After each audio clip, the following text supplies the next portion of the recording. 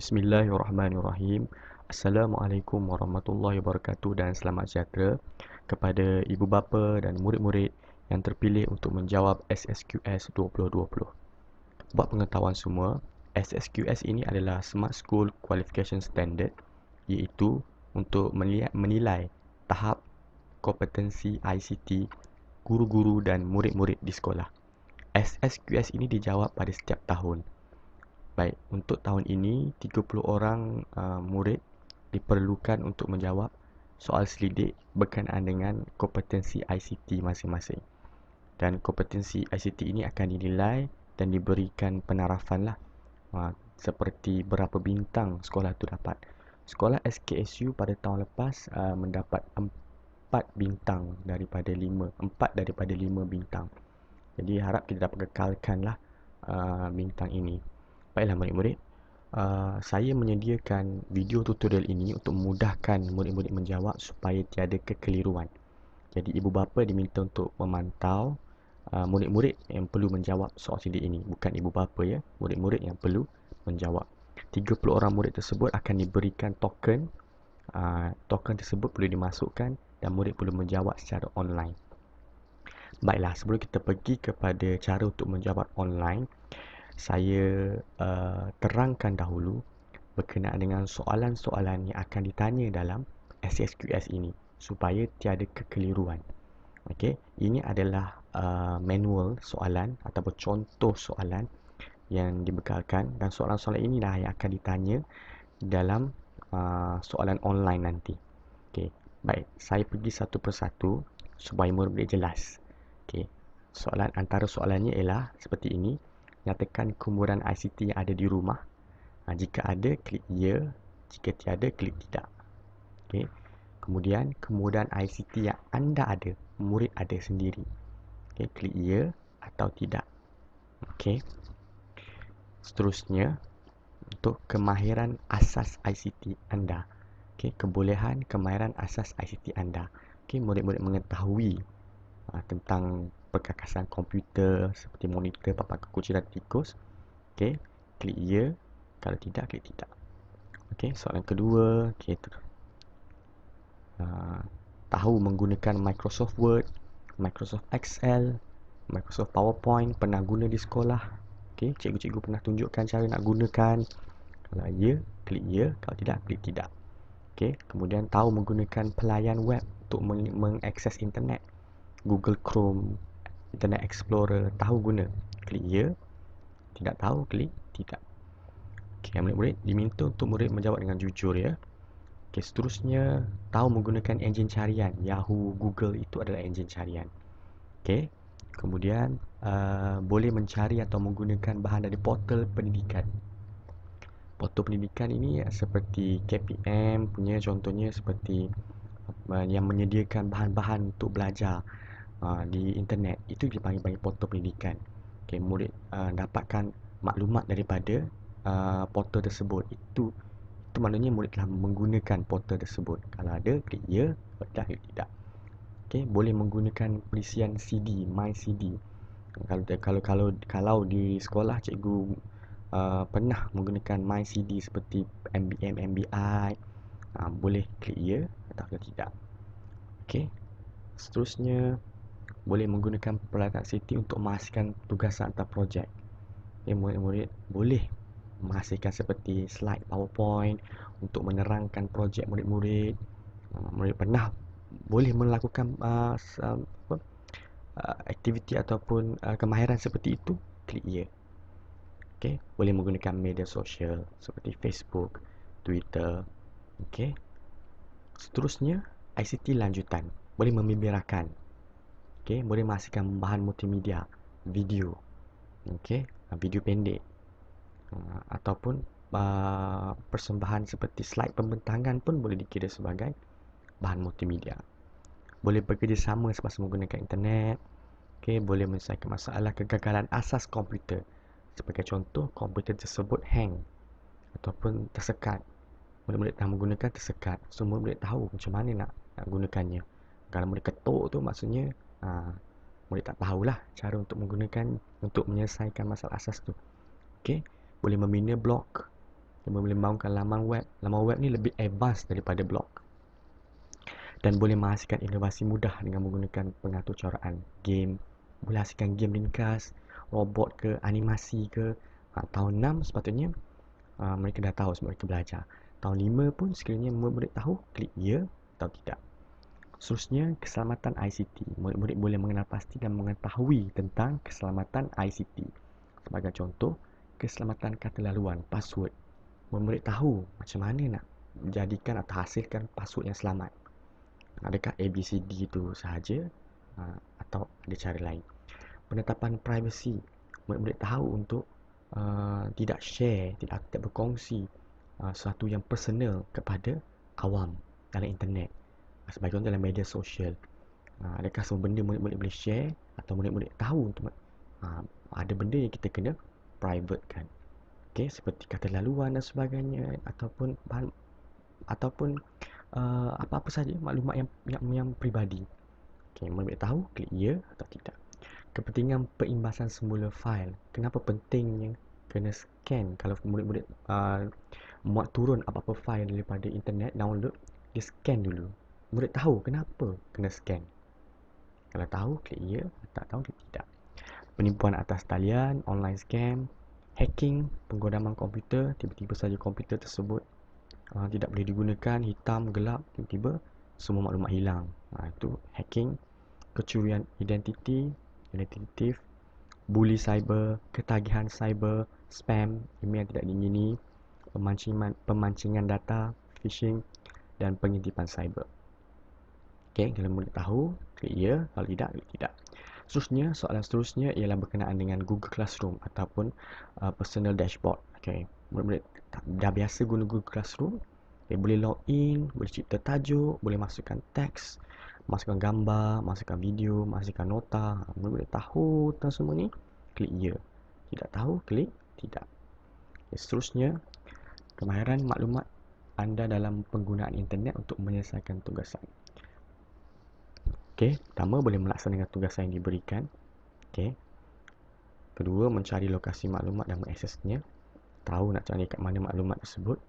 Menggunakan maklumat yang diperolehi, memproses maklumat tersebut, menilai maklumat yang diterima untuk menyelesaikan tugasan. Maklumat ini bagus ke, tak bagus ke. Menyampaikan maklumat yang berkesan, boleh sediakan cara untuk menyampaikan maklumat tersebut dan menggunakan maklumat secara beretika dan bertanggungjawab. Okey, maksudnya tidak claim. Sebagai contoh, kita ambil satu maklumat daripada laman web orang lain, kita kata kita punya. Adakah itu beretika? Murid-murid buat seperti itu atau murid-murid tahu dan tidak buat, itu adalah kemahiran yang kita nak tengok. Maknanya kalau murid-murid telah beretika, kalau murid-murid tidak buat seperti itu, so klik iyalah ataupun tidak. Okey ya, murid-murid. Seterusnya, okey, soalan ini, okey, rasa murid boleh jawab soalan ini, tak ada masalah. Seterusnya, bilangan aktiviti atau pertandingan ICT atau yang menggunakan ICT yang anda sertai dalam tahun semasa. Untuk soalan ini, apa sahaja aktiviti yang melibatkan ICT pada tahun ini, murid-murid boleh kira sebagai satu aktiviti. Disebabkan oleh PKP yang kita alami beberapa bulan ini, jadi kebanyakan aktiviti ICT itu sukar untuk dijalankan. Tetapi sebenarnya ada. Sebagai contoh, guru-guru memberi tugasan secara online kepada murid-murid dan murid-murid menjawab secara online tugasan tersebut. Itu boleh dikira sebagai menggunakan ICT. So boleh kira sebagai satu aktiviti. Kemudian ada juga pertandingan online yang murid-murid sertai sepanjang PKP ni. Dan murid-murid buat secara online, secara digital. Itu adalah dikira sebagai satu aktiviti. So murid-murid kira berapa bilangan aktiviti yang murid buat sepanjang sehingga hari ini dan kliklah yang mana 1 hingga 5 atau lebih. Okey. Soalan seterusnya, nyatakan tahap tertinggi aktiviti atau pertandingan berkaitan ICT yang menggunakan ICT yang pernah anda sertai. Baik, untuk murid-murid tahun 6 ya, yang menjawab soal SSQS ini, murid-murid perlu klik peringkat kebangsaan. Semua murid klik peringkat kebangsaan. Sebab nanti murid-murid tahun 6 akan menjawab soalan DCS. DCS ni akan menerima sijil peringkat kebangsaan. Okey, jadi semua murid tahun 6 yang menjawab SSQS ini klik peringkat kebangsaan. Okey, manakala murid-murid tahun 5, okey, sekiranya murid-murid ada menyertai pertandingan Okay, dan dapat sijil peringkat negeri ke sekolah ke daerah dan negeri, dan kelab atau persatuan, murid-murid boleh klik di sini. Okay, tengok kepada pertandingan atau aktiviti yang murid sertai. Okay, ya. Seterusnya, jangka masa menggunakan internet dalam tempoh seminggu. Berapa lama, berapa jam guna internet seminggu. Okay, nyatakan kekerapan menggunakan bahan sumber digital untuk menyelesaikan tugasan yang diberikan oleh guru dalam seminggu. Murid-murid gunakan bahan ataupun menggunakan, kalau cikgu sediakan video, murid-murid gunakan video tu dalam seminggu tu. Murid-murid tengok video tu berapa banyak, berapa kali murid tengok video yang cikgu bagi. Okay. Tak semestinya video, mungkin kadang-kadang audio, image atau animasi, bahan digital. Okay, yang guru berikan berapa kali murid menggunakannya. Okay. Seterusnya, bilangan tugasan yang anda laksanakan secara dalam talian dalam tempoh sebulan. So, murid kira balik sebulan tu berapa? So, PKP hari tu kan, banyak bukan? Berapa tugasan cikgu bagi dalam bentuk sama ada Google Classroom ke, okay, Google email ke, okay, Google Form ke. So, berapa banyak tugasan yang cikgu berikan dalam talian. Okay. Seterusnya, nyatakan bilangan tugasan berkumpulan atau kerjasama yang dilaksanakan dalam talian. Ada tak dalam seminggu? Ada tak perbincangan dalam di kalangan rakan-rakan, di kalangan kawan-kawan murid-murid untuk menyelesaikan tugasan tersebut? Berapa tugasan yang murid perlu laksanakan dalam tempoh secara berkumpulan dalam tempoh seminggu? Paling sikit satu tugasan, paling banyak 5 dan ke atas. Okay, so paling sikitlah satu tugasan. Okay, next, nyatakan kekerapan anda menggunakan kemudahan makmal komputer atau mudah alih bagi tujuan pembelajaran dalam tempoh seminggu. So, murid kira baliklah dalam tempoh seminggu sebelum PKP. Okay, selepas PKP pun hari tu hanya beberapa kelas saja boleh menggunakan makmal komputer sebab nak menjawab tugasan kan. Jadi berapa kali digunakan dalam tempoh seminggu? Saya pasti kalau TMK mesti wajib nak masukkan makmal komputer. So, berapa kali seminggu tu murid-murid boleh kenal pastilah. Okay. Kalau murid-murid tidak semestinya waktu TMK, apa-apa subjek sekalipun, murid boleh kira sebagai masuk dalam amal komputer. Seterusnya, nyatakan bilangan peralatan ICT digunakan untuk menyiapkan tugasan berkaitan pembelajaran dalam tempoh seminggu. Berapa banyak peralatan digunakan? Komputer ke, tablet ke, projektor ke, komputer riba ke. Okey. Peralatan ICT yang digunakan untuk menyiapkan tugasan berkaitan pembelajaran dalam tempoh seminggu. Okey. Seterusnya, bilangan aplikasi yang guru anda gunakan dalam menjalankan atau melaksanakan pentaksiran dalam tahun semasa. Berapa banyak aplikasi ataupun aplikasi yang guru-guru gunakan untuk menilai murid-murid. Quizzes, Google Form ke, okay, Kahoot ke, okay, yang Google Slide ke, soalan-soalan yang cikgu bagi berapa banyak. Kalau dikira, kalau contoh cikgu tu berikan quizzes 1, cikgu tu beri Google Form dah 2, cikgu tu gunakan Kahoot dah 3. So, klik lah berapa banyak aplikasi yang digunakan. Okey, itu sahaja soalan yang akan ditanya murid-murid. Okey, diharap murid-murid jelas. Okey. Seterusnya kita bagi cara untuk menjawab SSQS ini secara online. Okey. Baik, sebelum tu, okey baik, kita pergi pada satu persatu supaya murid faham ya. Pertama, murid-murid pastikan mendapat nombor token SSQS daripada cikgu ICT murid-murid. Itu saya. Okay, nanti saya akan share. Okay, ini setiap murid akan ada nombor tokennya sendiri. Okay, semua 30 orang murid akan dapat nombor token. Okay, seterusnya login ke laman web ini. Okay, so kita pergi terus tutorialnya. So bila murid login, dia akan keluar ini. Okay, pilih negeri iaitu Kuala Lumpur. Okay, dia akan keluar seperti ini. Dia keluar seperti ini, murid-murid klik murid. Okay, dia akan keluar paparan seperti ini, masukkan nombor token. So, jadi saya ambil satu nombor token di sini sebagai contoh.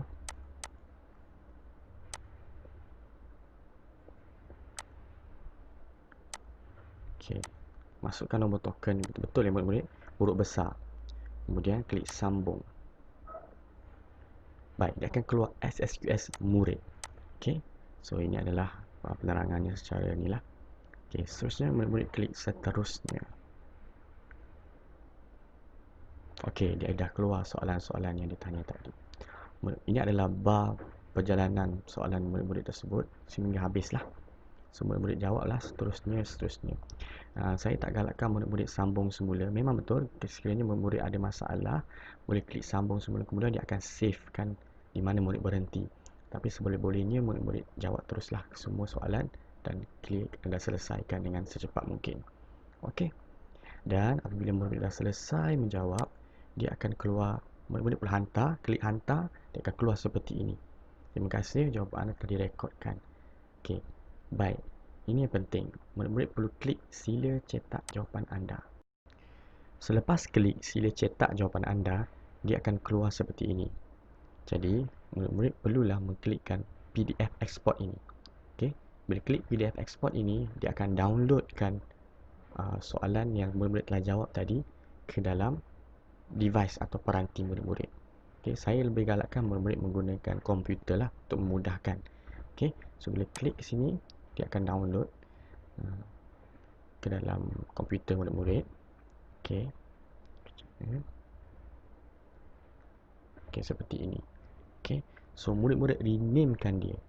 Okey, ataupun ubah namanya kepada nombor token murid-murid WBA094 M01. Okey, pastikan nombor token murid-murid ingat betul-betul ya, kerana setiap seorang tidak boleh mengambil nombor token orang lain. Dia akan jadi masalah nanti. Kalau murid 01, ingat 01. Dan savekan di komputer murid-murid lah. Okey. Dah selesai, dia akan download, selesai. Sekiranya murid-murid menggunakan phone terpaksa atau tiada komputer, terpaksa menggunakan phone, boleh juga pastikan murid-murid download betul-betul dalam phone murid-murid, sebab kita akan sendkan data ini kepada saya. Saya perlukan data ini. Okey, so macam mana nak send data tersebut? Okey, langkah seterusnya ialah cara untuk menghantarnya. Okey, selesai menjawab, dah klik PDF export, ia akan automatic save. Dah rename dah nama. Okey, cara untuk hantar. Okey, murid-murid klik link ini. Okey, saya akan share link dalam WhatsApp group juga nanti. Okey, bila murid klik link ini, dia akan keluar seperti ini. Okey, Google Drive untuk murid-murid masukkan data yang saya perlukan tadi. Saya boleh tahu di sini di mana SSQ ini selesai apabila 30 data dah dimasukkan ke sini. Okey ya. Baik, cara untuk masukkannya, bila dia keluar, bila klik link tadi dia akan keluar seperti ini. Klikkan new. File upload. Okey. Dan murid-murid cari file yang murid-murid telah save tadi. Okey, ini. Klikkan dan dia akan masuk ke dalam Google Drive ini. Ya, selesai. So, saya akan kena pasti daripada 01 sehinggalah 30. Jangan lupa untuk rename ya, murid-murid, supaya ia tidak bertindan atau ia tidak mengelirukan. Okey. Bila murid dah selesai sampai ke tahap ini, maka selesailah cara-cara untuk menjawab SSQS 2020. Murid-murid masuk dalam WhatsApp group dan murid-murid tik selesai. Saya akan buatkan list nanti. Tik selesai. Okey. Itu sahaja saya rasa tutorial yang saya boleh terangkan setakat ini berkenaan dengan SSQS.